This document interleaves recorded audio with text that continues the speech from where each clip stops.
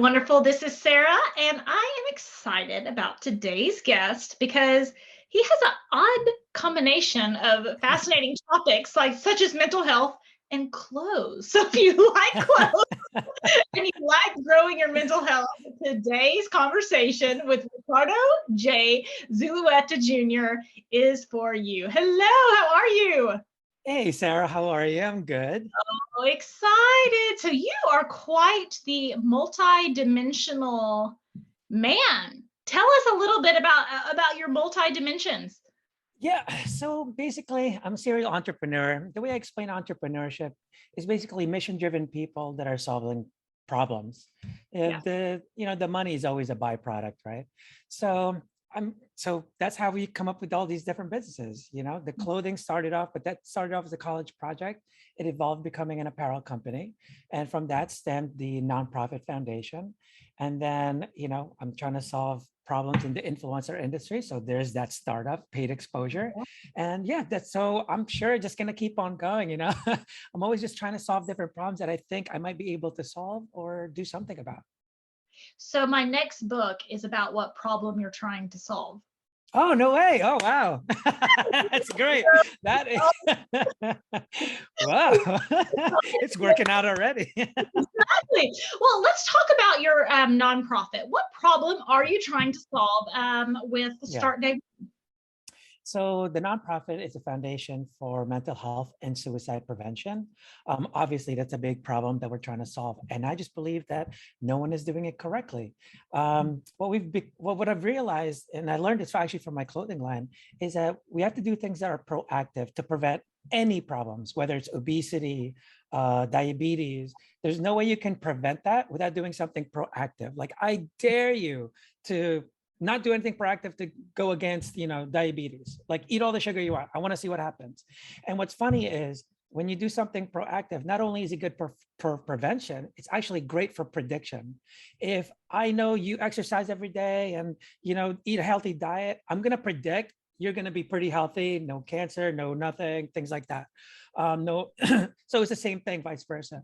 But everyone's kind of, there's these organizations that talk about suicide prevention, but they're actually more suicide reaction.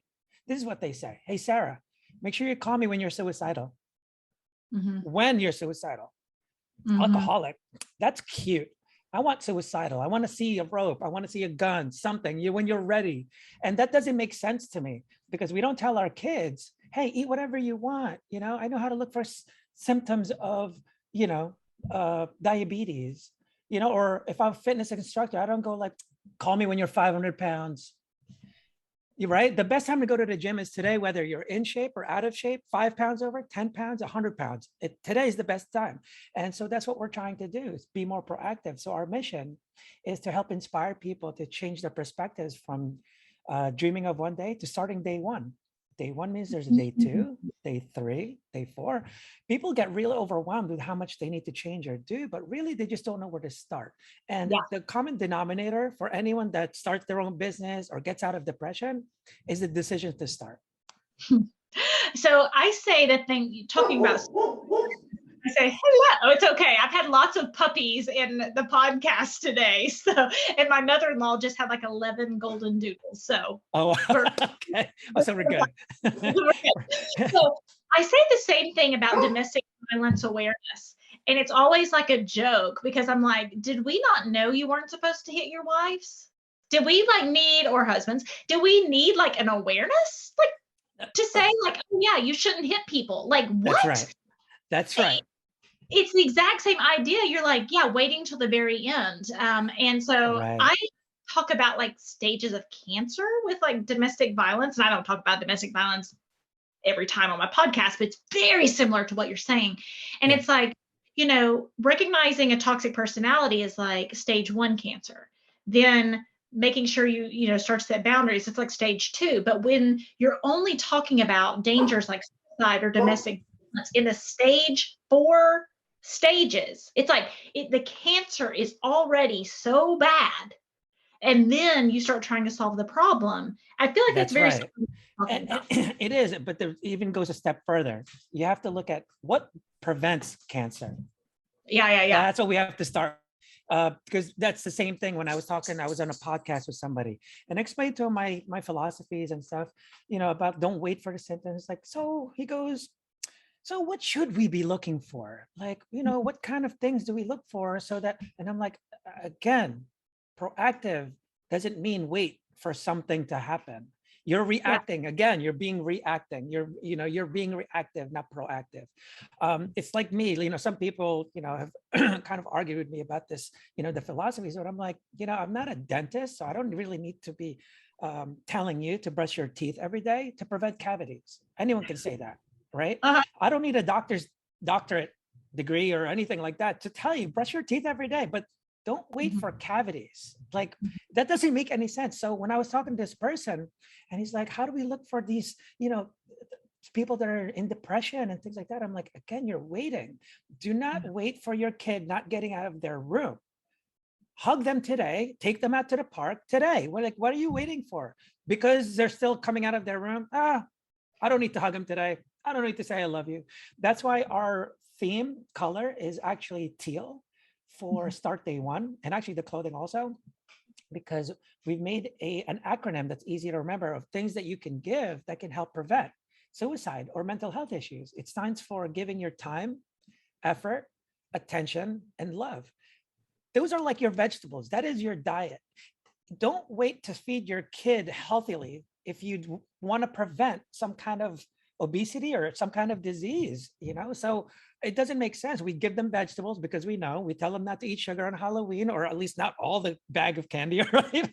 And things like that. So those are proactive things. But I don't know why when it comes to mental health, people then don't tend to act that way. And there's actually, they even do it worse. The worst thing that they actually do. So what happened with mental health, there was actually a backfire. They were trying to get rid of the stigma around mental health. So they called it mental illness, right? But what had happened was, so what they were trying to do is like, let's make it so that people will accept people with mental health issues. Totally backfired. Why? Well, because as soon as you said that it wasn't your fault, when we're in a bad place, we hate accountability. It's never our fault when we're in a bad place. I go through that. Everyone goes through that. And then all of a sudden you get in a good place, like, oh, everything happens for a reason. Like, oh, now it did, huh? But before that sucked. So it always happens. And that's kind of what they're doing, is really, instead of struggling through depression or anxiety, you're now suffering. The difference is struggling is like a marathon runner.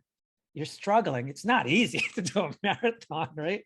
You're going to struggle to the finish line, but you know what your goal is, your objective, all that stuff.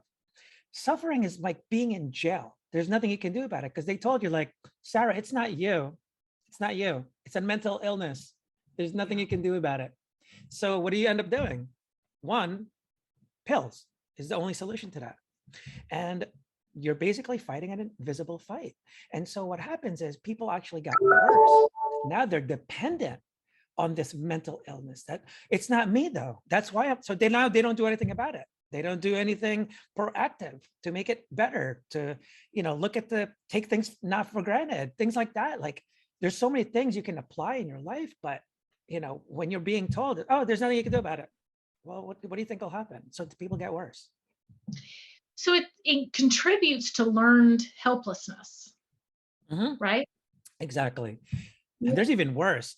It even gets worse because what they've done is, so just like a startup or any business really, or any problem, when you're trying to solve it, what you want to do is remedy the cause, not the result. And what everyone's doing is only remedying the result, right?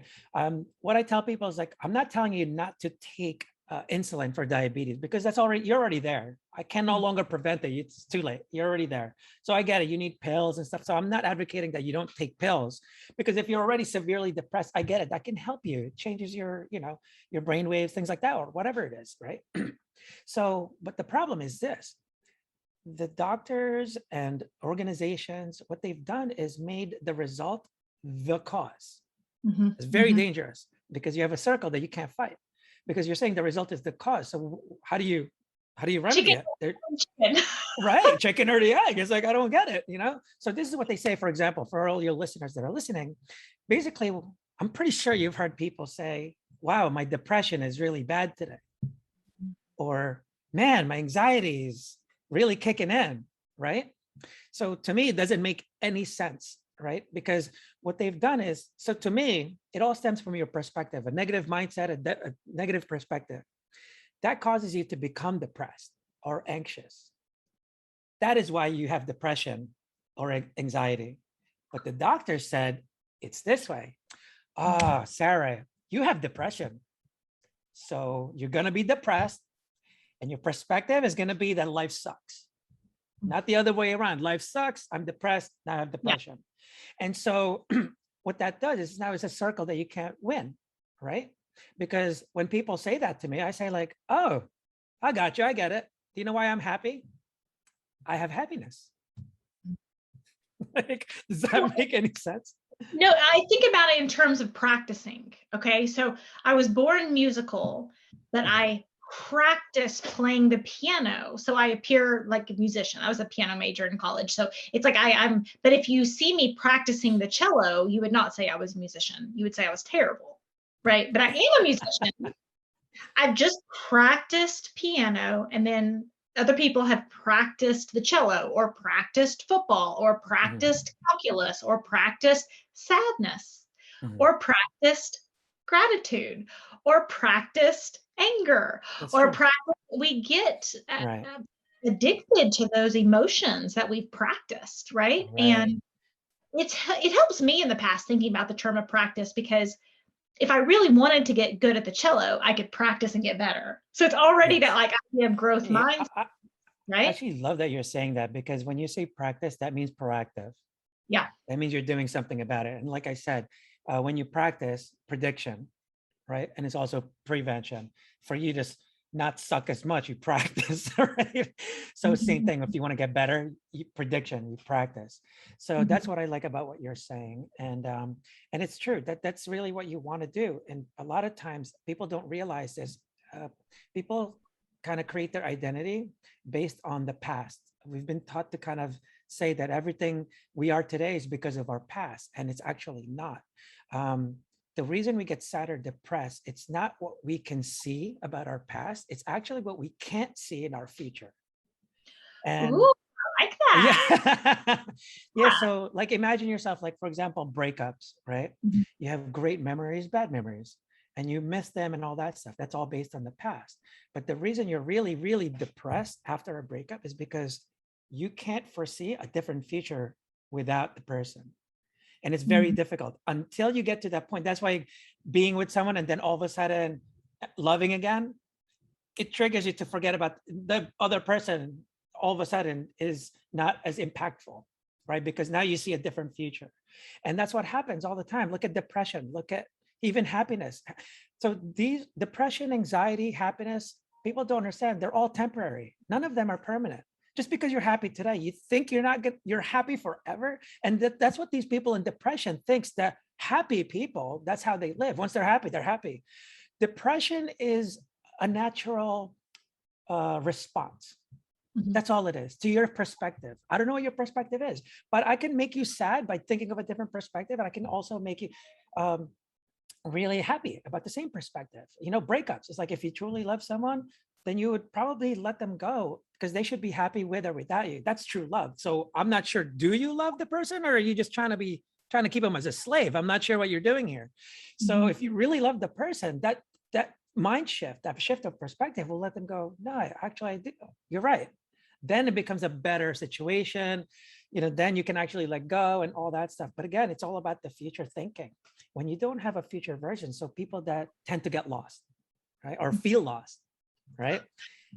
Are we talking about in the car? Because I get lost all the time in the car. Oh my God, it's so hilarious that you said that. So what I tell people when they're lost, exactly what you just said, I go, so when you get lost in your car, you're in the middle of a highway. Do you just put it in park? Because that's what you're doing right now. My first question is going to be, well, if you're lost, where are you going? And if they don't know that, it's like, well, yeah, but when you're in a car, like, do you just drive? Like, you just drive. You don't know where you're going. You just kind of get in the car and drive. I mean, obviously there's times where you just want to go for a joyride, but without a destination, you're not going to know where to go. Every turn will always be wrong. And more important than just the destination is, why are you going? If you don't know why you're going, your perseverance will fail, guaranteed. And that's when now we're talking about purpose. So what got me doing this is because of my apparel company, right? It was all about making that decision to live life to the fullest and letting go of regrets. Everyone knows the motivational stuff. So what I realized, the decision is actually the most important aspect, right? We decide to get better. A lot of people that go to rehab, they haven't even decided to get better. They're testing it. Let's see if you can make me happy. Like, no one can make you happy. You're the only one that can do that. Therapists don't give you a magic pill. When you read a book, you don't eat it to feel better. Like, there's nothing other than your mindset. That's all that cures you, nothing else. So when I looked at the decision, like, well, what influences our decision? From everything that I've read, everything that I'm doing that's consistent, was our perspective. Always came down to that. That's why rock stars are committing suicide. Well, the homeless are trying to stay alive. Like, what's off? The perspective is way off. And then I realized, okay, so how do we know what's a threat or a benefit, of the perspective? Like, how do I know which one? Well, it's because you don't have a purpose. Until you have a purpose, you won't know which one is right, wrong, or whatever. That's almost your compass. Like, you're not going to know where north is, and making a right, you don't know where that is if you don't have a compass. So you're going to get lost. So it's actually your perspective, and then perspective, and then the decision happens. And so many people think you have to figure out everything before you make a decision. It's actually completely wrong. You actually make the decision, and that's how the solutions come. So people, what you mentioned before, women that are getting beat up, it's like, you have to decide to leave. I'm not saying leave tomorrow, but I'm telling you, things will change once you decide.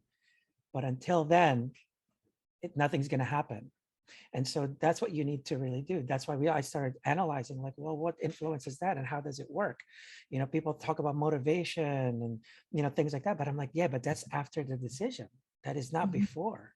So it's really difficult, and people don't know the difference between inspiration and motivation. And it took me a long time to figure it out. So the biggest thing that I learned with that is that inspiration actually comes before perspective. What it does is shifts your perspective the same way trauma shifts your perspective the negative way. When we see a movie, it's very indirect. You're not demanded to do anything. You're just exposed to it. That's what inspiration is.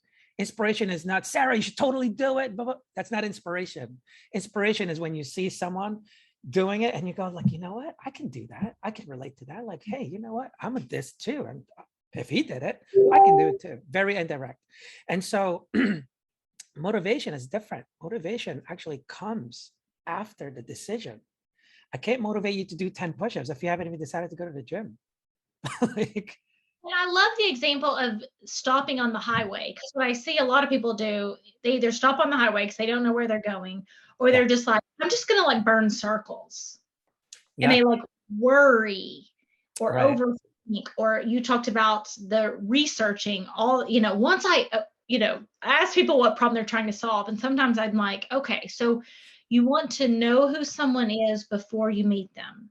Is that what problem you're trying to solve? And they're like, yeah, or you want to be able to predict the future. Is that what problem you're trying to solve? They're like, yeah, they realize it's like, oh, I need to find a better problem to solve. I need to figure out where I'm going versus just like, because what I hear is a lot of people say, how do I get gas where there's no gas station when I'm just circling on a highway, dodging cars? Yeah. And the thing with that whole metaphor as well is, it's the why you're going, right? And you really don't know. And when you're lost, you to figure out where you're going, first you have to have the destination, whether it's on your GPS or not. But let's say you run out of battery and you don't have a way to find that location. Well, that's when you go ask for directions. Same thing as asking mentors for help. You ask if you don't know. You research if you don't know.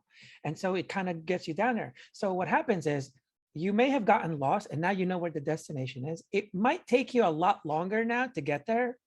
You might back up. You're going to go through obstacles. You never know, because it's unpredictable, right? What your journey is going to be. So, but as long as you know where the destination is, it'll let you. But again, it goes back to your purpose that allows you. So before you even solve any problems, first, what's your purpose? because if you're solving problems that doesn't matter to your purpose, well, you're wasting your time. You're not going to feel fulfilled because it has nothing to do with your purpose. But now that we're talking about purpose, people are not being told how to create purpose. People think you have to find purpose. You actually don't find it. It's like a startup. You don't find a purpose for your startup. Like, I wonder what I'm going to do with this thing. No, you create the startup, right? You create it and you say, what is this going to do? So just like startups, a purpose is the same as a mission, except one is for business, one is for personal. For example, actually, I'll do the examples afterwards. There's two major things that I've learned that is a requirement for a purpose, and people don't really do this. Number one, it must be a verb, not a noun. And number two, it must benefit or provide value to other people, not yourself. It is not a purpose to say, I'm going to be a rock star. Yeah, tell people about that verb, because what you're saying is getting into action rather than just like. Not necessarily. So what I mean is, because you have to have what Simon Sinek calls infinite mindset, right? The reason you need the infinite mindset is this. So this is why purpose is very important. Purpose doesn't care about pleasure or pain. Purpose keeps on going. A startup is not pleasurable, everybody. It sucks. I don't know why people do it, but we do it, right? It's very painful, but there's obviously some good rewards, and hopefully there's a high reward. But the journey sucks. And if you don't have that purpose, you're not going to survive. And so that's why you need purpose, is because it actually gives you the perseverance to go through. It doesn't matter about this. Elon Musk almost lost all of his money, the new money he just made, because of his sense of purpose of saving humankind. Right? So that's what purpose does. It makes you lose money, right? Because you just want to achieve it. It's not good when you're trying to be rich and lose your money, because you're talking about you. And that's what I mean. It cannot be a noun. Facebook, their purpose or mission is not to be the best social network. Well, then why did you get Oculus Rift? That's not, why did you buy Instagram? I don't understand. I'm not understanding. And it's because their mission is to connect people around the world, right? So when you sue that, when does that stop? Pandemic, new technology, when will that stop to connect people around the world? When will that stop? When everyone's connected around the world? How? Well, that's your purpose. That's your mission. It's never ending. So for yourself, if you're trying to be, for example, a musician, rock stars, what I believe what happens is they lost their sense of purpose. They wanted to be a rock star was their purpose. Well, you're a rock star now. Okay, so what? How come you're not fulfilled? What's going on? Because it ended. Now you're a rock star. Professional athletes too. Same thing with professional athletes. Exactly. It's like retire and it goes badly. That's right. But your purpose, if it was for athletes, is to educate and show people how to live life a better way through sports. That doesn't end. That never ends. Same thing with rock stars. If I just want to help people deal with their emotions through my music, that's never ending. But when you just have, I want to be a rock star, that's a noun. I want to be the best social network, that's a noun. Look at Airbnb. They didn't say we want to be the best, rental place, online marketplace. What they said was we want to help people belong in the neighborhood. That's why they have now experiences.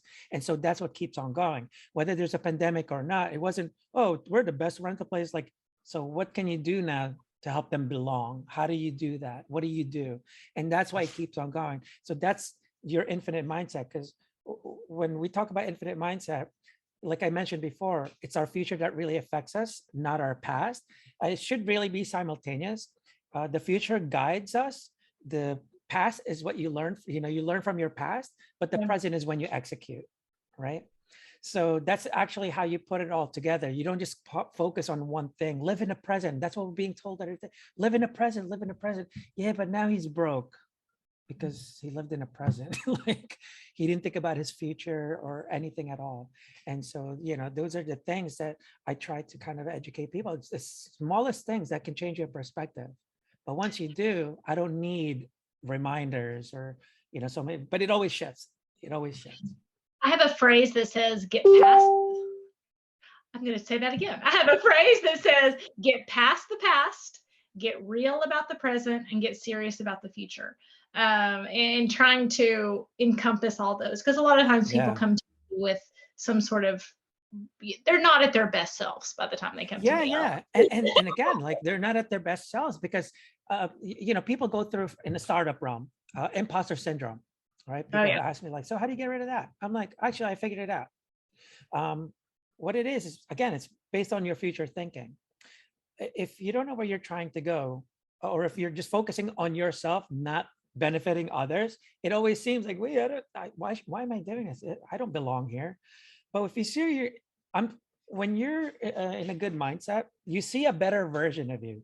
The Sarah today that I'm meeting is not going to be the same Sarah 5 years from now. And I'm pretty sure you're not the same one that I would have met 5 years ago. Oh my gosh. So that's a funny story. So we talked about this, like Sarah Ramsey, put up with all this stuff she shouldn't have. And so I added the K to my name because it was like, I wanted that identity shift. I wanted every time I saw my name or said my name or signed my name, I'm Sarah K Ramsey. Sarah K Ramsey is not the Sarah Ramsey of the past that was, sucked in people pleasing, no boundaries, Yeah. And I'm and the Sarah K is someone from the future. Sarah K should not be from today. It should not be from today. It should be someone you're trying to be. The Sarah K I know is, I'm here now. Oh, this is Sarah K that I'm going to be. Well, guess what happens 2 years from now? That Sarah K shifts this way. And then it goes like this. That's why you need the infinite mindset, because once you go like this, you achieve. Well, now what do you do? And that's what purpose does. It's never ending. And so you really want to see who you want to become, because your identity is not actually who you've been. It's who you're trying to be. When you see someone serving and, cleaning tables, and you see him at the restaurant, the first thing you think is like, oh man, you didn't really do anything, huh? Like you just ended up wiping tables. Like, but when you find out, oh, I'm a med student, I'm just making extra money. Now, how do you see them? Do you still see them as a waitress, or do you see them as, oh man, wow, she's gonna be a doctor. Holy crap, that's awesome. So, and that's what you want to see about your future mindset. It's like, it doesn't really matter, and that's because when people focus on themselves, how I'm gonna be, what I'm gonna be, dude, don't do that. You have to focus on how people are gonna benefit from the things that you do. Being a doctor, if you focus on helping people, curing them and this and that, you're going to be in a good place. But there are people, doctors that are depressed, and it's because they just wanted to be a doctor, make money. Those are nouns. It doesn't benefit other people that you have a lot of money. Like that's why you get depressed. And so that's the problem. So I always look at the cause of these things. Like, why is that happening? Why is this causing this? And look at even with alcoholism and stuff, like they blame the alcohol. I'm like, well, if you blame the alcohol, then there's billions of people that are going to be depressed then. Is that what you're saying? Or is it your mindset? I don't think it's the beer, because I drink it. I don't think it's the alcohol. But when you start blaming it on there, and then one sip, oh, I'm done, because you think that that's the cause. It's like, it's not. That's a noun. The cause is also a verb. It's never a noun. A cause is always a verb. Always. It's not, well, it's because my dad, everyone has dads. So, well, not everyone, but, like, you can't just say that. What is happening? Because a lot of times it's, oh, you won't forgive your dad. Got it. That's because you don't understand where he came from, and you won't even try to understand because you think he's picking on you. But there's not one father or mother that got a baby and said, oh, I can't wait to be a dick to you. Never, not once. Right? They're like, oh, life changing. Oh my God, this is crazy.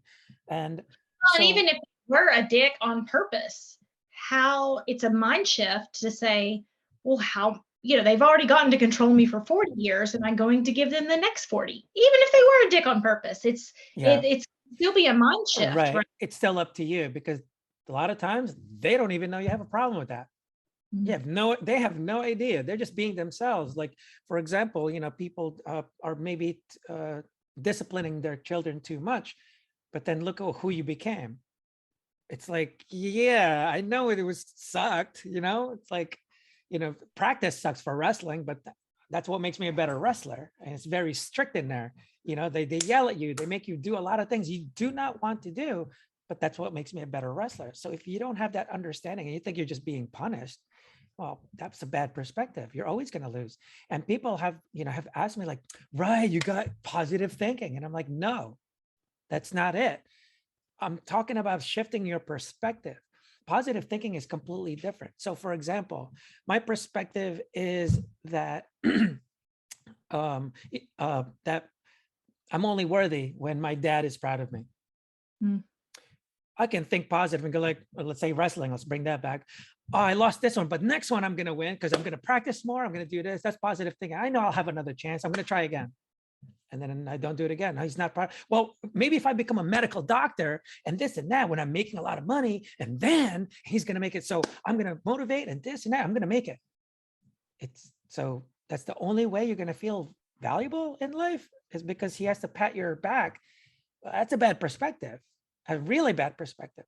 And that's what I mean. This perspective is way, way, way more important. Once you shift that, and that's why I talk about the things I talk about mental health, because once I shift your perspective, it changes how you see it. You're no longer helpless. Like you said, the helplessness is a big factor.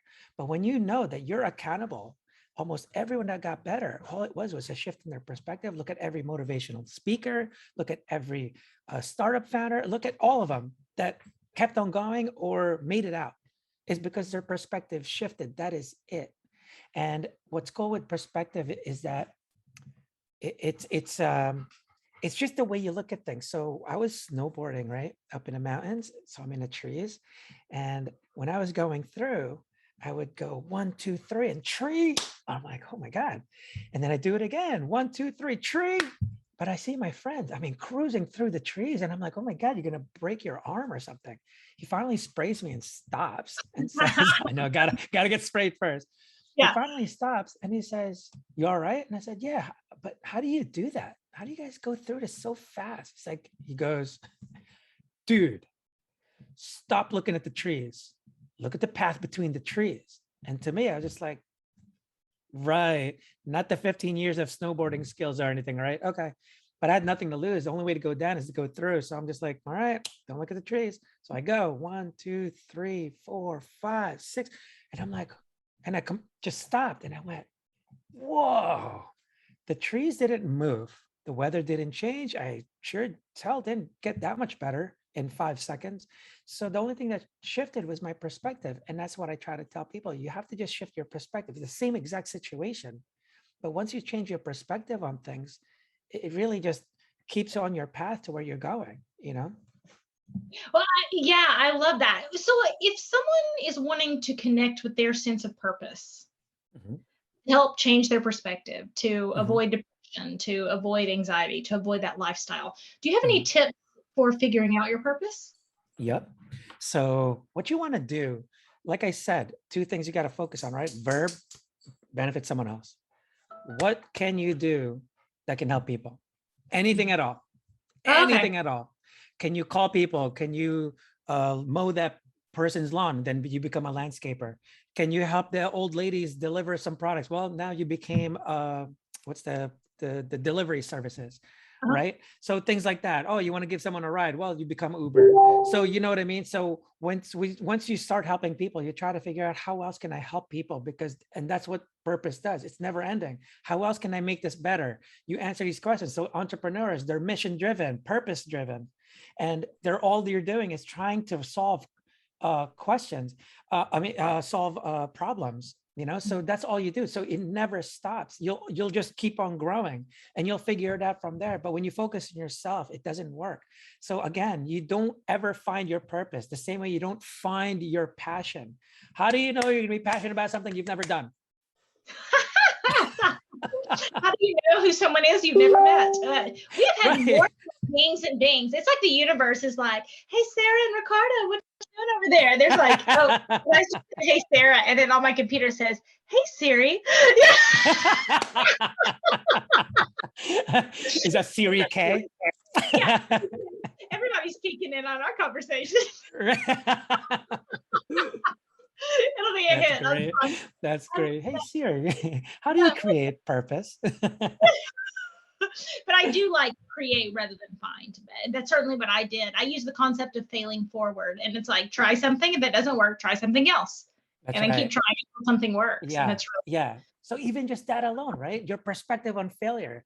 It's definitely something that's becoming more and more common that's being taught, because people think it's like a fork, failure and success. It's not. It's failure, failure, success, failure, failure, success. If it's impossible to fail, it is impossible to learn. Impossible. That means you know everything. So in wrestling, every time I lose, that's what makes me better. And what people, again, the perspective, right? When you see failure differently, you kind of punish yourself and you think it's a miserable life. It's not that you have a miserable life, you have a miserable perspective on your life, right? So for example, I've asked, like, when I relate to kids, like, do you play video games, sports, stuff like that? And I always tell them, like, so does the game or sport, is the level of difficulty increase or decrease? No, it gets harder. It gets harder. So why do you play it? Why don't you want to play the video games that you can beat in one day? Because you win the whole thing. Shouldn't you be like, yes, I'm the best, I'm the champ, I did it in 5 seconds. Yay. Yay. You know, it's like being someone in a wrestler going against a kindergartner. Like, yeah, you're gonna win. I mean, if you always want to win, okay, good for you. Like, you do you. And then for people that still don't understand, yeah, but that's different. And I'm like, no, it isn't. Trust me, it's what makes you, it's what makes it more fulfilling. Have you ever seen a movie without conflict? It's not a movie, man. If Jack Dawson never existed and Rose stayed with the rich person and they lived happily ever after because they were perfect together and they're awesome, it's like, you're gonna go, well, what is that? That wasn't a movie. There was no challenge, no conflict, no nothing. You know, nothing so yeah. Yeah, you know, people want to see rags to riches, not the richest to riches story. Like, you know, awesome. So you used to be rich, now you're really rich. Great. Yeah. Ricardo, I love that perspective, and you're perfect.